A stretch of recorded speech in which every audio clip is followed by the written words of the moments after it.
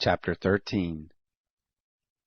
Saul was 40 years old when he began to reign, and when he had reigned 2 years over Israel, Saul chose him 3,000 men of Israel, of which 2,000 were with Saul in Michmash and in the mount of Bethel, and 1,000 were with Jonathan in Gibeah of Benjamin, and the rest of the people he sent, every man to his tent.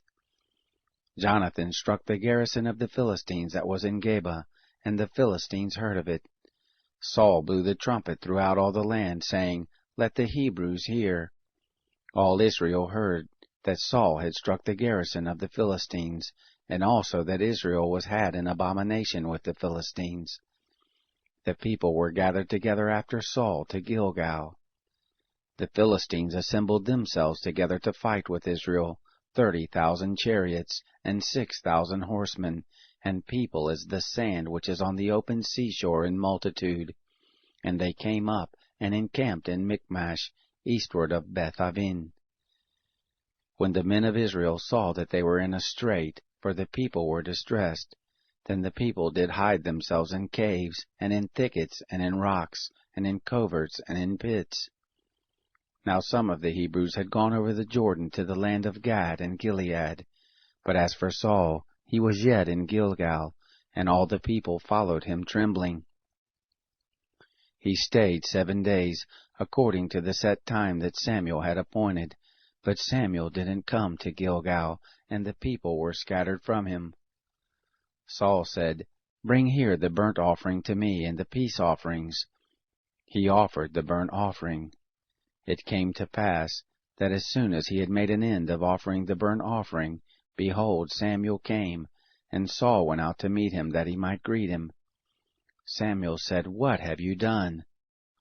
Saul said, "Because I saw that the people were scattered from me, and that you didn't come within the days appointed, and that the Philistines assembled themselves together at Michmash.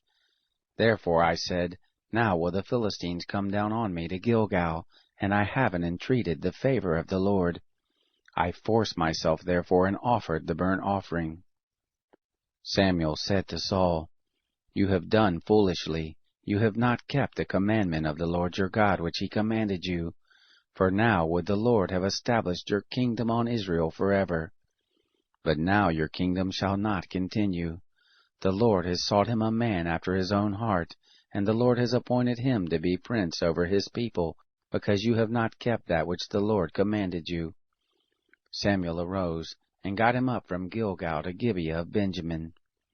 Saul numbered the people who were present with him about 600 men. Saul and Jonathan his son, and the people who were present with them, abode in Geba of Benjamin. But the Philistines encamped in Michmash. The spoilers came out of the camp of the Philistines in 3 companies. One company turned to the way that leads to Ophrah, to the land of Shual. And another company turned the way to Beth-horon. And another company turned the way of the border, that looks down on the valley of Zeboim, toward the wilderness. Now there was no smith found throughout all the land of Israel, for the Philistines said, "Lest the Hebrews make them swords or spears."